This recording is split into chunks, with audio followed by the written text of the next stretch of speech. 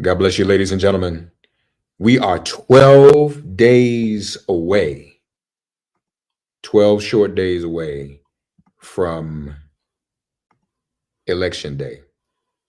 Lord have mercy. So this is it.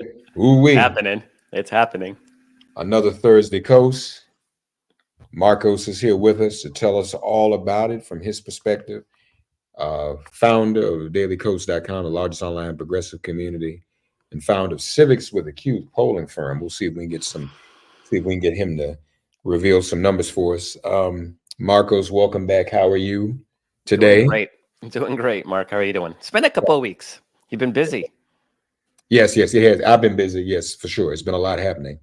I'll be hitting the trail myself this weekend, knocking on some doors in North Carolina, much needed. Nice. Hmm. So we will in person. I'm doing in person door knocking in North Carolina. So looking forward to that. But I want to start this way. Have you noticed today's Thursday, folks? Have you noticed how all the headlines, Kamala Harris calls Trump fascist, as if that happened in a vacuum, as if John Kelly did not do a whole interview recorded, okay, consensually, as if he did not do a whole interview on Donald Trump being a fascist. Now it's become she's saying it as if that just came out of nowhere. Anderson Cooper asked her that last night in the town hall in reaction to Hmm. the John Kelly story. You see how that is? These the mainstreamers, man. A mutual friend of ours said earlier, Marcos, that some of these mainstream media, they're hedging their bets all the time.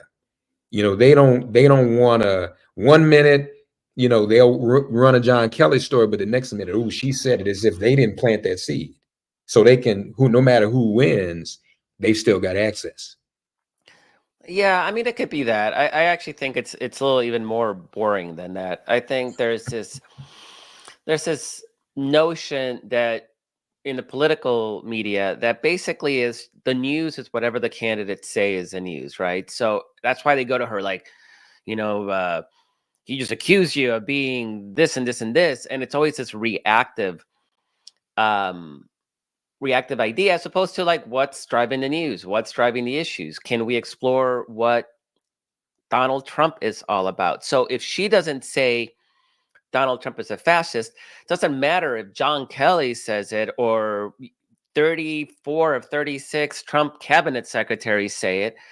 They don't seem to be able to do that. And it's a game that Republicans play very well, right? You see this like at the debate, right? Everything's framed in a response to whatever Donald Trump is accusing you of. For whatever reason, we don't play that game because we think, I don't know, just you kind of expect better of the media. It's like, look what's happening over there, maybe covering that. But unless she says, hey, look at what's happening over there, the media won't cover it. And it's unfortunate. It's just another sign of how broken that media is. But if the candidate doesn't say it, then for whatever reason, they don't think it's news. And there needs to be an absolute reckoning in how the political media covers campaigns. Uh, so I don't think it's a matter of access. I think it's just a matter of like it's safety. They're not accused of being liberal media if they're just reporting on what Kamala Harris says. But God forbid they say all these Trump officials, ex-Trump officials who know him best, who work with him, who were in a room with him, who saw his dictatorial impulses in action, Yeah. covering that would be liberal. And I think that's part of the problem. And it's, Republicans have done such a good job of working the refs, but also Democrats need to play that game. And it's kind of unfortunate that we're now playing this game 2 weeks out from the election because you know what? None of that John Kelly stuff is new. None of that is new. That's right. That's right. We That's knew right. that 2 years ago. Hmm. Hmm. Hmm. And now it's been So as revelatory. What else do they have that they've like that they've not put out there? Why did it take them this late to put that out there? We knew it. I mean, for example, there's this model who says that Jeffrey Epstein and Donald Trump groped her, or 20 years ago, or that's the kind of story that in a sane world, the media would dig into it. I don't know if it's true or not, right? There's always a chance that it's not true, but that's what investigative reporting is all about. Kamala Harris won't touch that with a 10-foot pole for all the obvious incorrect reasons. If the tables reversed, Donald Trump would be all over that, right? Yeah, yeah. Because they do this all the time, all these whistleblowers, and then Donald Trump talks about them, and then they go to Harris and like, well, Donald Trump is accusing you of XYZ. What do you have to say about it? And you see this over and over again, like this accusation that CBS 60 Minutes somehow violated some. Literally, Trump says it's illegal for them to edit Harris's 60 Minutes interview, which is a thing that every journalist in the history of the world has ever done in any interview. And then today we find out that, of course, Fox News has been editing their other coverage of Donald Trump. And it's not a bad thing. That's what media organizations are supposed to do. Now, you can argue they're doing it deceptively, and they are, but it's not illegal. It's not wrong in any sort of legalist I can't even say the word, in any legal way. But Trump's going to sit there and pretend, and then of course they're like, well, Kamala Harris, Donald Trump says that 60 Minutes did such and such and such. That's the problem, right? They're always they feel they're in safe territory if they're only asking people to respond to what the other candidate said, instead of actually digging into the candidates, getting a good sense of that, and educating the readers about what that means. And quite frankly, voting for Donald Trump, there was no upside for anybody, right? He's a dictator wannabe. He said it. We're not even have to be hyperbolic about it. He's actually bragged about how he's going to be dictator on day one. You have every indication from the conservative Wall Street Journal, to 30 Nobel laureates in economics saying that Donald Trump's economic policies will be an absolute disaster for the country, to the point of potentially leading to a depression. Talking about 100% tariffs. It would be inflationary. It would be disastrous, calamitous for our economy. But no, we're going to talk about his McDonald's stunt, because that's what he wants the media to talk about. And they're sitting there like little puppy dogs following after him, doing whatever he wants to do. There are real things at stake. Things at stake. And that's another thing. The media won't even scrutinize a McDonald's stunt. It was staged. There were actors. He was not literally in a McDonald's that was actually open for business at that hour, functioning. These were all paid actors who came through the drive-through. Everybody else was given the day off. The McDonald's was closed to the public. Yes, the workers were not there. They were paid actors. Yes. Or volunteers. There was a Fox News story about how surprised a customer was when she saw Donald Trump at the drive-through window. They actually pretended that this thing was a real thing, and it was treated as such. So there are real fail. And, campaigns have done stunts for the, time immemorial. That's fine, right? Do your stunt. Get your social media clips for your, Donald Trump's Truth Social, whatever, right? Like that's the thing you do. You go to diners and you shake hands and you do whatever. Right. Don't pretend it's real, and don't actually have that be the A1 story when you have Nobel laureates and the Wall Street Journal. We're not talking MSN. We're not talking Rachel Maddow. The Wall Street Journal, the conservatives at the Wall Street Journal are screaming their heads off about the danger that Trump's policies present to the nation's economy. And that's either ignored or it's a one-day story. And if it's a one-day story, it's in page A20, or it's a 20-second clip on the news. The media is treating this like it's freaking fantasy football. Yeah. It's crazy. So now let me ask you this: what about you've written a few pieces this week I want to key in on. First of all, undecided voters. Yes. And that's still a frontier that she's got to pull in. Is that still, first of all, as you all know, if you all have listened to Markos and me over the years, we probably have a little bit of disdain for undecideds and independents, because we don't even know how that is possible right at this hour. But let's give them the benefit of the doubt for the moment. Where are we on undecided voters? What are the factors, and is that still doable? Yeah. So I just want to make a distinction. Undecided independent voters are two separate things. Okay. The independent voter are people who don't want to state a partisan preference, but the reality is that the vast, vast, vast majority of them actually do have a partisan preference. Right. They may be liberals who hate the Democratic Party because they sell out, right? But they're still going to vote for Democrats if they vote. And the same thing on the conservative side. They're independent Republicans who are like Tea Party people or whatever, who like, oh, the Republicans are rhinos. They don't represent me, but they're still going to vote conservative, right? So that the independent is not it's definitely it's not a thing that really exists in practice.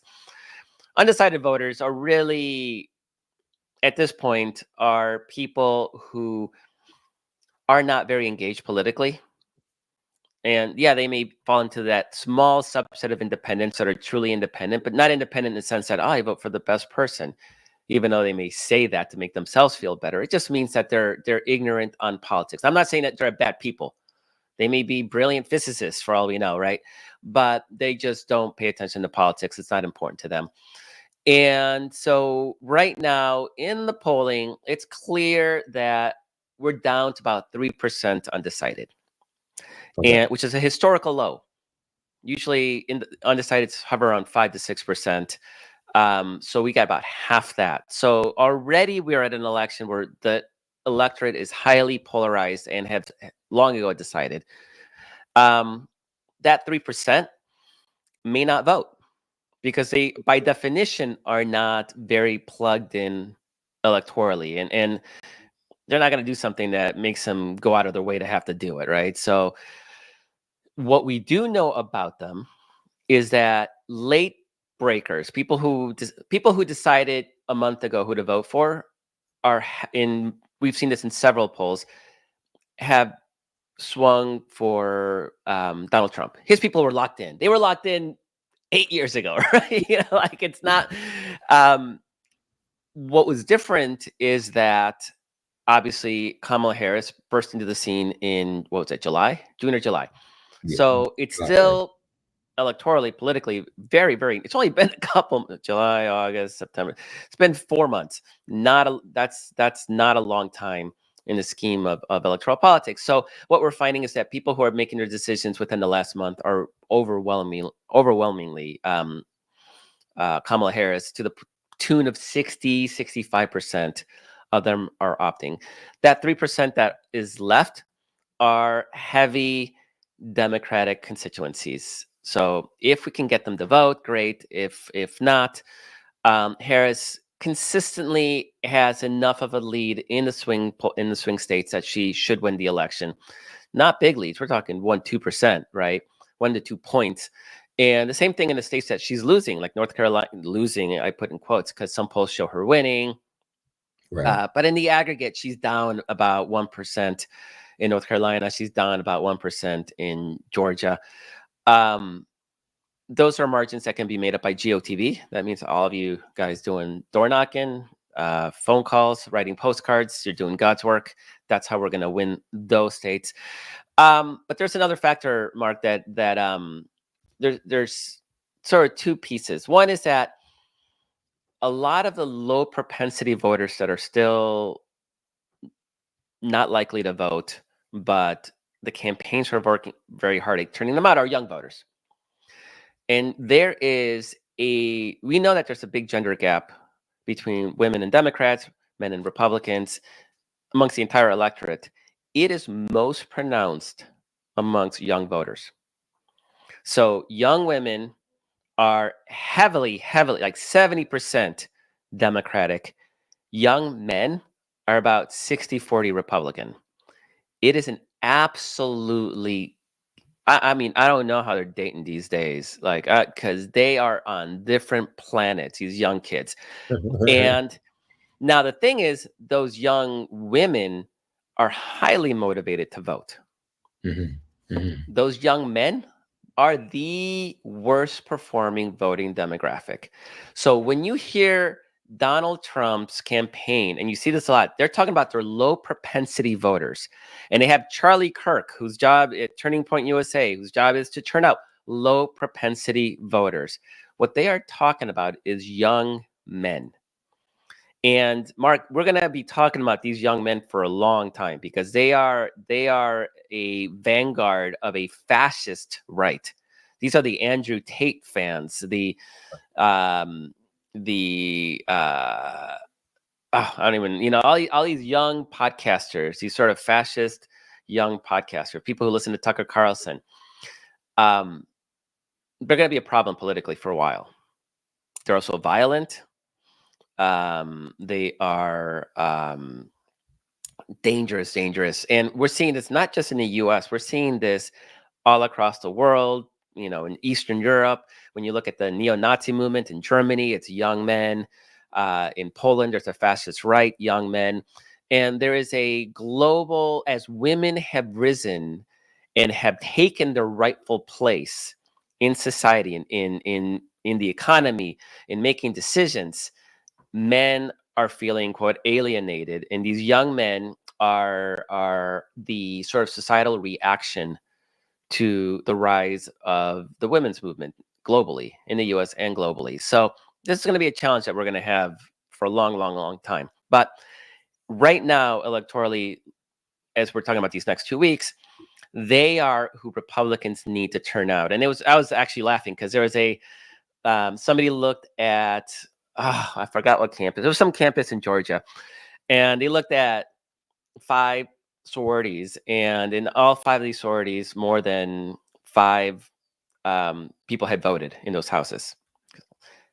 Then they looked at the all the fraternities on campus, and not a single one had 5 men who had voted out of their fraternities. Right, so you can see this already as a major factor. Like, again, I like where we stand. I would rather be us than them. Women Right. are far more likely to vote in the early vote.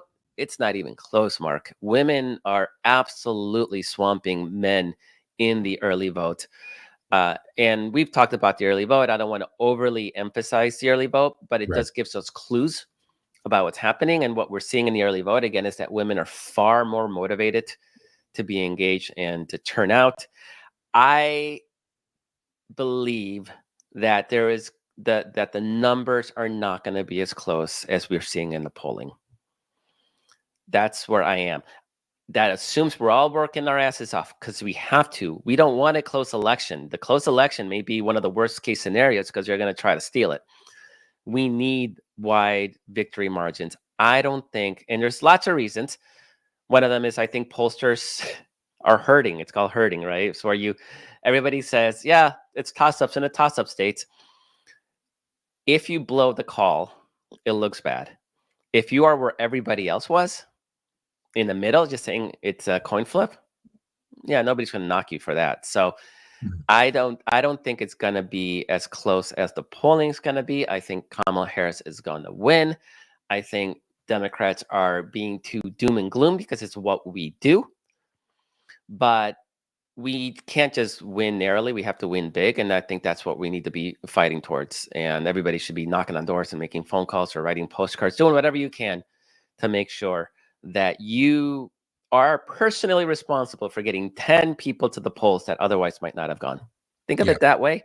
We win big. Yeah, we must. Now, you've also written about the Arab American vote, and I think you give a sobering. But before that, let me just. There's a comment that came in from no other name on YouTube. So glad to find this. I'm a veteran who is dealing with election anxiety. A lot of people are, and so no other name. We understand that. I hope this helps.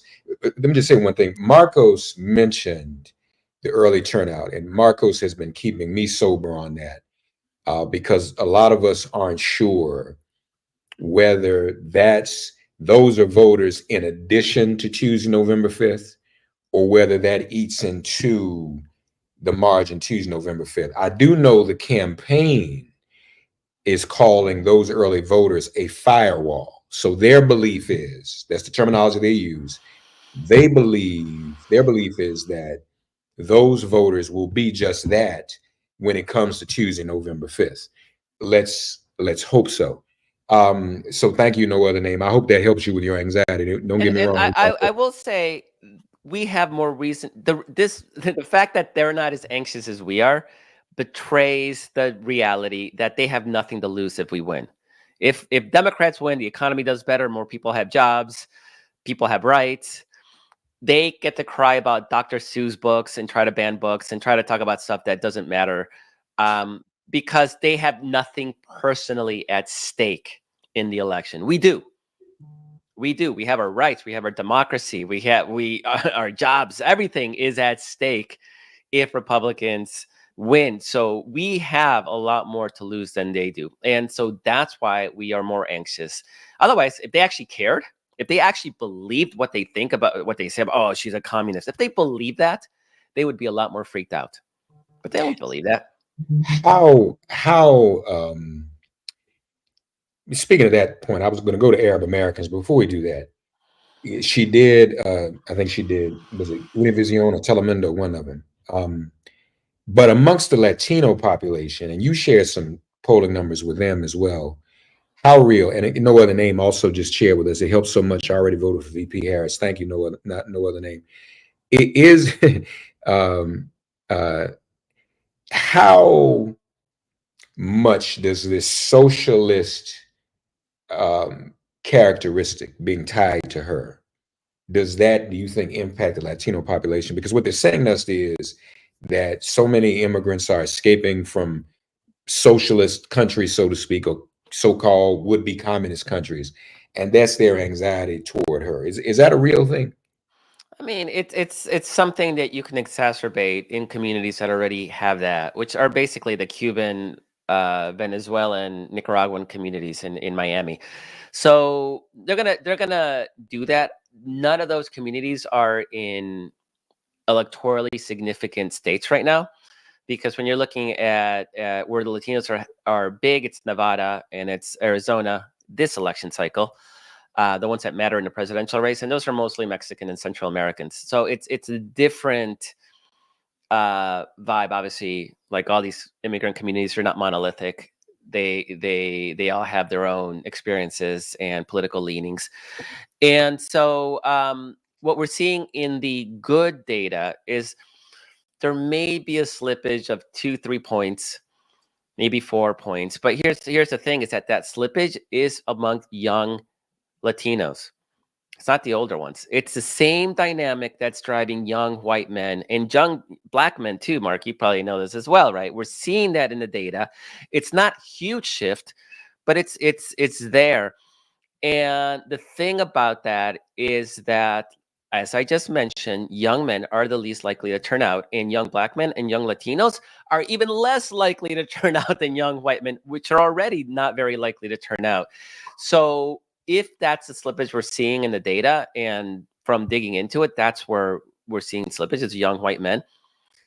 I'm not overly worried about them because they're probably the least likely to turn out, um, and their numbers are, quite frank, it's a point here, a point there. If she loses because she lost a point or two amongst young Latinos, young black men, she lost for bigger reasons than that, right? There's just bigger macro issues, and really, what it comes down to is white people. Is that's who is going to decide this election fundamentally. So, and quite frankly, young white women, because white men, they're kind of a bit of a lost cause right now for all these, for lots of reasons. Young white, I mean, sorry, white women, on the other hand, they should know better. And Right. It's up to what them. Yeah. it If really they is. decide, if white women decide, it's over. And I've shared this data point a million times on the show, and I always will share it again because it just blows my mind. Is that unmarried women are right now they're about a 63-35% Democratic constituency, like Mhm. huge. Mhm. Married women are 55-45 Republican. 55-45 Republican. And it doesn't matter if it's an unmarried young woman or a divorcee or a elderly widower, does not matter. When they get married, they become immediately about 30 to 40 points more Republican. And then if they get unmarried, they go back to being as democratic as a young unmarried woman. And that is either because men are dominating and tell them what to do, or whether they feel more economically secure when they're in a marriage, and then they feel more exposed and more dependent on government resources if they're single. There's no data to this. These are my guesses, but that's why there's this whole movement. You know, women are putting up little stickies in bathrooms saying you don't have to. Your husband doesn't have to know who you voted for. Like there's a whole movement to try to get women to. They can lie to their husband. Yeah, I voted for Trump, but then vote the right way. Because that's going to be the key. It's really so. I feel uncomfortable when everybody puts things on the black vote or the Latina vote. White women, it's on you. You got to get your own house in order. You mentioned this male piece and white people and racism, but there's also sexism. For example, headline in the New York Times today: the quiet, stubborn aversion to putting a woman in power. We still have an aversion doing that in this country. As many of you know, I'm in seminary. I was meeting with some seminarians from around the world today. And one of them commented to me, and this is something for us to look at. It's too late to look at it and solve it in 12 days. In addition to what you're saying, Markos, to add to the male aspect of this, there is this attraction now to the strongman that has become some type of international phenomenon, even though even a lot of these countries, or even in amongst Latino immigrants who are coming from other countries, you had strong men, and you're leaving that, and then you're attracted to a strong man in this country. What is that about? I'm not asking you to answer, that's a rhetorical question, but we got to look at that. What is it about the strong, fascist, dictatorial maleness that is so attractive all of a sudden, not just here but in other places? I mean, if you want to comment on it, but I'll tell you why. It's everybody talks about Maslow's hierarchy of needs, and you need food, water, shelter. In that, you need security. Security is an absolute need, and you're seeing this in my own home country of El Salvador, where you have a president who has imprisoned 50,000 young men and has taken the country from being one of the most violent peacetime countries in the world to one of the safest in a matter of years. And I was just traveling last year through El Salvador. I was able to go to places I couldn't go before because of gang violence. I mean, it was all narco terrorists. And he did it by essentially eliminating civil liberties and just locking up anybody who might look like a gang member. Definitely locked up all the gang members, but anybody who might look like one. If your neighbor says so and so, she's dating gang members, boom, no due process, just lock them up. And I will say that as I travel through the country and I talk to a lot of people, I would ask them, do you know anybody who has been caught up unjustly? Oh yeah, we all know somebody who got, their cousin, their brother. They all knew somebody who was directly related to them who had been locked up unjustly in their mind. And then I say, do you support the president? And of course they did. And his approval rating is about 92%. And it's because it went from a place where the violence was untenable to a place where they now can live free of violence. And if you look at the Republican message right now, it is 100% security. Obviously, you have physical security. They're claiming crime is up, and then the border, and they're coming across the border, and it's lawless. So you have crime as security, but they also talk about economic security, which is inflation. And we're gonna slap tariffs on China. We're gonna punish them. That's an economic. I'm gonna protect you from those evil foreigners. And this is a big one: cultural security. So people are feeling, I just saw a story today. 5 Republicans and Trump right now are running 5 times more anti-trans ads than they're running ads on the economy. And that's a cultural thing. It's Kamala Harris said that she wants prisoners to have sex, gender affirming care.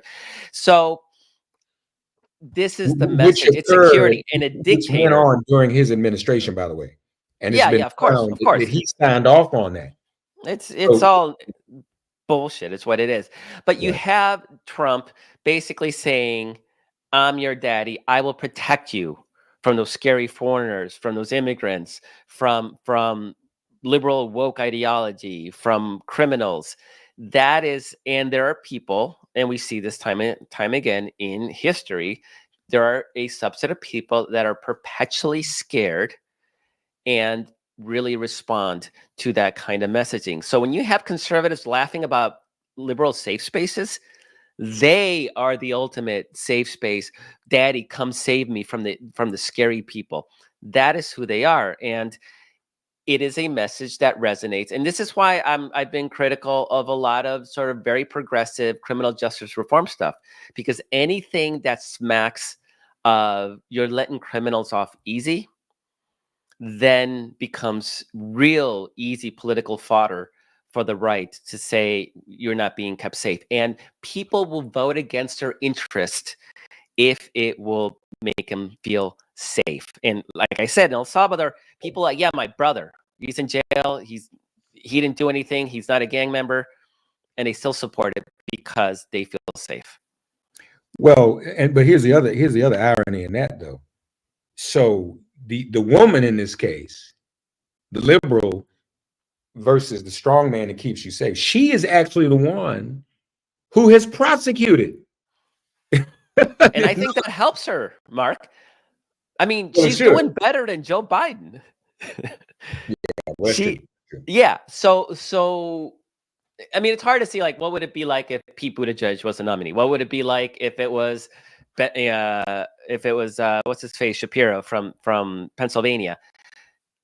Like, who knows? Like, those hypotheticals are obviously impossible, but she has been able to negate a big chunk of that tough on crime, which is why I don't think they're really leaning on it right now.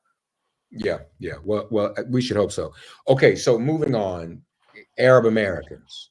Yeah. What it would have been your fact? Oh, I'm sorry, I almost forgot. I can't keep jumping around, folks. You shared this information with me. Hold on. In spite of everything we just said, Harris is now seen as better for the economy, up 4 points among Latino voters. Amongst all voters too. I mean, yeah, she was -3 in the last wave. Gains among both women and men. So in spite of everything we said, to some Latino voters, she's getting gains. And she'll still get the majority, won't she? Yeah. She's still at 2/3 of Latinos are going to vote for her. It's a 2-to-1 margin.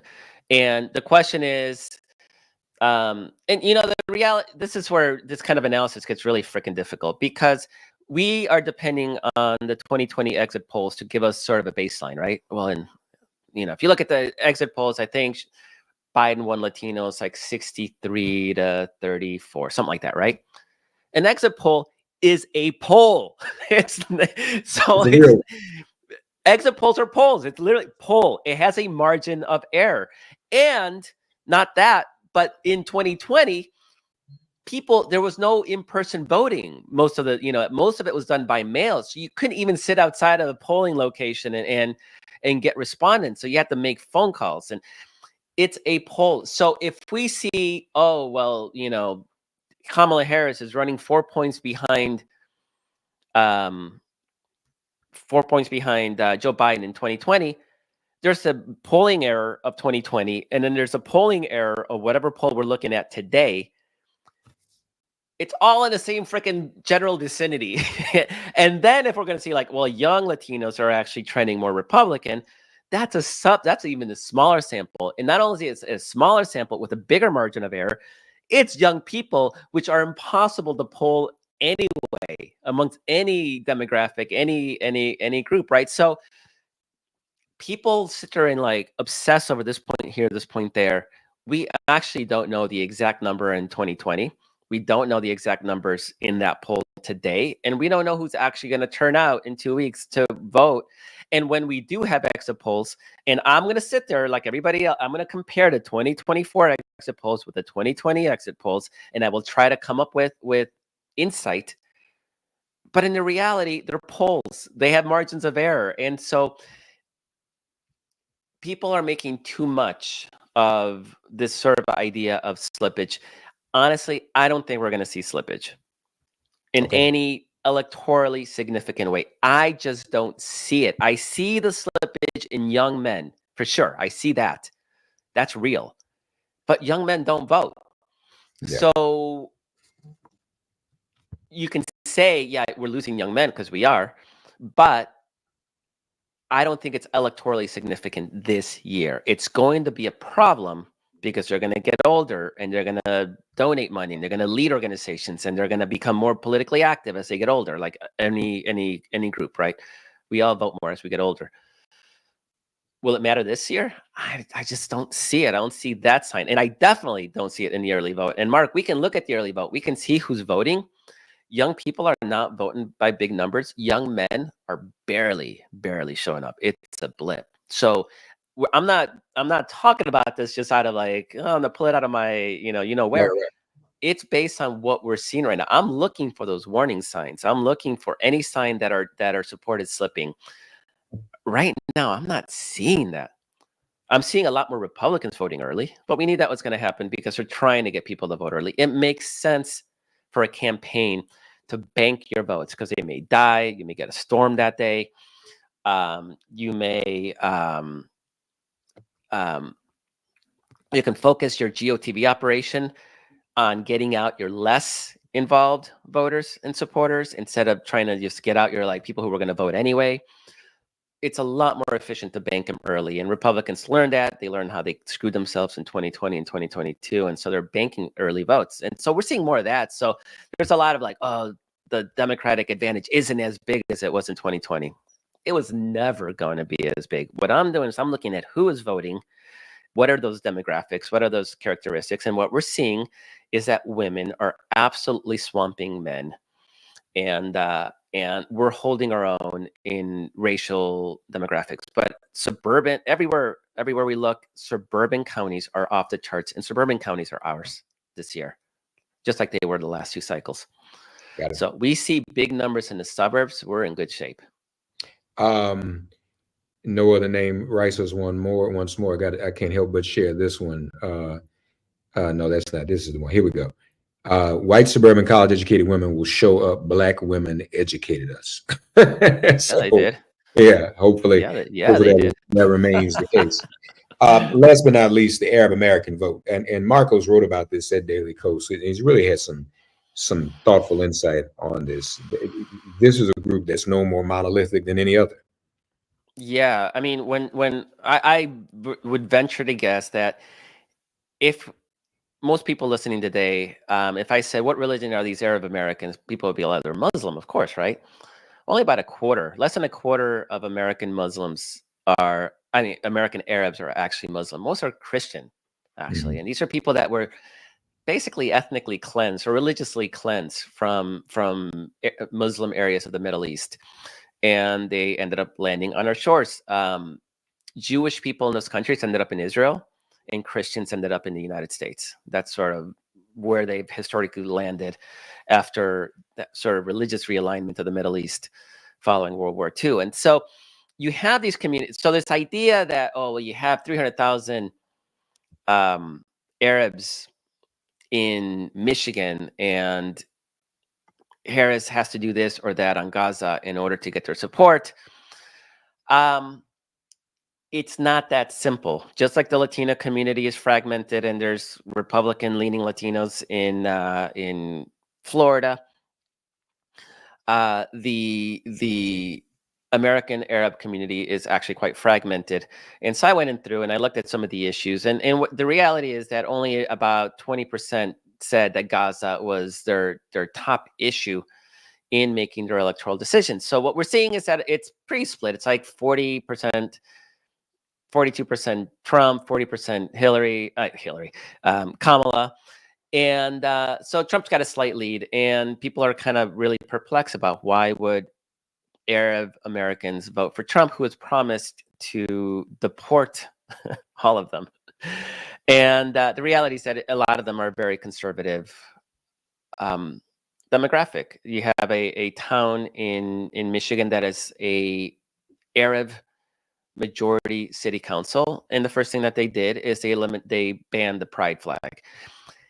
This is a very conservative community, and So it's very complex, and people love to simplify, right? Like, Yeah. oh, the Arab vote's going to be anti-Trump because he hates him. Oh, they're going to be anti-Kamala because she refuses to call for an arms embargo. Oh, no, it's not that easy. Like, this is complex. There's a lot of fault lines, a lot of religion. They're fighting each other in the Middle East. What makes you think they're going to be like one collective, harmonious, one belief when they get to the United States, when literally we are humans? Like, we're almost built for conflict in a lot of ways. And the ultimate, I mean, if again, if Harris loses Michigan by 5-10,000 votes, the Arab vote may be the defining, may be a factor in that. But if she loses Michigan by 10,000 votes, it's because white people, and white women voted for Donald Trump in bigger numbers. It's just the reality. I mean, it's a very small demographically, and I try to figure out how many of them could actually vote in Michigan. I couldn't figure it out. There's between 300,000 and 500,000 Arab Americans in Michigan, depending on the source. It's a heavily immigrant community, so a significant percent of them won't be able to vote. It is an immigrant community, so it's predominantly young. So a lot of them won't be old enough to vote. So once you start whittling down, you're talking about, a couple 100,000 potential voters, and then you see if it's split 50-50. And again, the polling's national, it's not Michigan. So Michigan Arabs may be different than the national Arabs, just like Florida Latinos are different.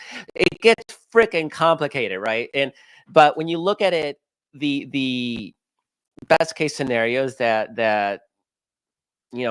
the margin may be a couple tenths of thousands of votes.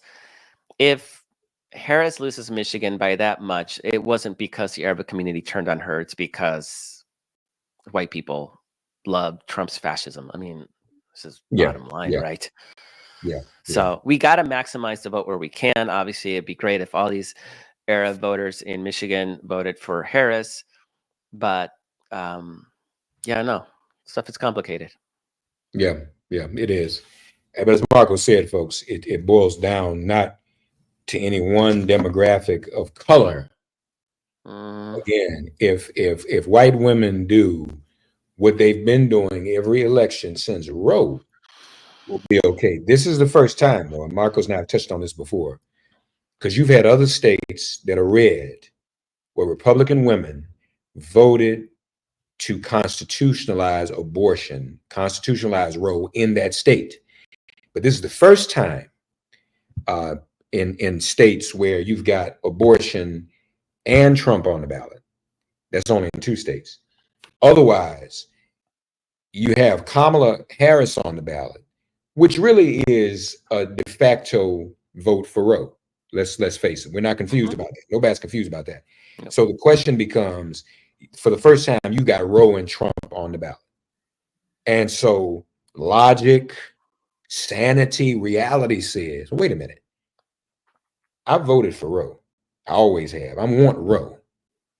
Logic says if I'm going to vote for Roe, I also can't vote for him, even if you don't vote for her. Even if you leave that blank, you see, even that makes a difference, right? Because if someone is saying, I'm voting to restore Roe by voting for Kamala, in Arizona and Florida, if you leave it blank, that helps, especially in Arizona. But overall, if you're for Roe, logically, you can't be for Trump. That just doesn't work. And if you go into the voting booth with that mentality, this is about Roe. Well, how do I get to the voting booth and then flip that over to rationalize voting for Trump? And I debated a middle-aged white woman the other day. We were both on treadmills next to each other, and she wanted to talk to me. I knew where it was going, but anyway. Mark, Trump's not really against Roe. Oh no. People, man, I'm telling you, this social media has really fried our brains, y'all. I said, ma'am, he appointed, but that's not really what he's for. So he brags about it. He brags about it. So I'm going to become president and appoint justices that are going to uphold reparations. So y'all can say Mark was never really for reparations. I mean, that just doesn't, it does not compute. things are not computing. And she argued with me. She got very passionate with me. He's not for that. I'm like, man, I'm gone. Oh, now you want to leave. I see I do. You got that right. I want to leave this treadmill and go back home because this is becoming harassing. But it just does not make sense. And so white Republican women aren't off the hook. Well, are there? I think you said it. There are enough No, they're not off the hook. Democratic, but there aren't there enough Democratic women? But Old you know and what? to Those do it. Republican women that most of them are married. The second they're not married, it's not like they're happy to be Democrats. So they're not off the hook whatsoever, because they are they're listening to their husbands, telling them what to do. They don't need to do that. It's a secret ballot. They can lie to their husbands about who they voted for. So they I are don't absolutely not. But you only need, Mark, you don't even need a lot of them. 5 to 10%. No, you don't 5 need to 10%. And so you had blowout wins in all the battleground states. And then Harris walks away with over 400 electoral votes. And then there's nothing Trump can do at that point. Well, maybe after this is over, we just need to do some shows on life. Because first of all, I've never met a woman who I could tell what to do. So I don't know. Have you? Have you ever been in a relationship with a woman, Markos, that you could tell what to do? I live in a place where women are celebrated for being strong and independent. So right. You spend more time in places like Alabama and Mississippi than I do. But I've never had that experience. One. So I'm a little puzzled. And then how do you go if you're not the kind of woman that can be told what to do before you marry a man and become Republican? I don't know how you code switch that. So folks, maybe we'll just do a series of time. It's supporting your man. It's this idea that you gotta be there for each other, but it seems to always go towards the patriarchy. Yeah, you gotta support your man. Yeah, nobody says you gotta support your wife. No, it's you gotta support your man. Yeah. Folks, dailycoast.com, civicswithaq.com as well. This is it, y'all. When we talk next week, we will be less than a week away. Woo. Lord have mercy. A little later tonight, we're going to try to stream this, so stay tuned on social media. Barack Obama, Bruce Springsteen, and Kamala Harris together. Now, there's a rumor Beyonce is going to do something tomorrow. Not a rumor. I think it's been confirmed. Beyonce is confirmed? Okay. Yeah, and performing, not just wait talking. a minute. I thought you were in conversations with Taylor Swift. When is she going to do a show? Don't you? God, I don't know. She'd be great. Don't you have her number? Can't you text her? Can you imagine if I could? I would have been doing it already. I would have been like, Mark, why are we talking? What are we doing? Right. You would be talking to me. I'm busy making plans here. Dailycoast.com. Markos, thank you, man. This has been quite an experience, folks. Don't have anxiety. Work. Call people, phone bank, talk to people, get them going. When you're in the grocery store, hey, wait, have you voted? Have you early voted? Also, another little trick that they're pulling, let me give everybody a heads up. Be prepared. There aren't enough poll workers and poll sites. So a lot of people, my cousin voted in Georgia Monday, and she was in line for 90 minutes. And what happens is some people are taking off from work. So she said a lot of people had to leave to go back to work that day. They couldn't stay. They spent their whole lunch hour standing in line, didn't get to vote. So be prepared for all those things so you're not caught out there. That's not an accident either. That's not a wink-a-dink. So just be prepared. That ought to tell you something right there too. And the exurbs, nobody's waiting 90 minutes to vote out in the exurbs. They make sure they have plenty of voting boxes out there. That's right. Markos, thank you, buddy. Appreciate it.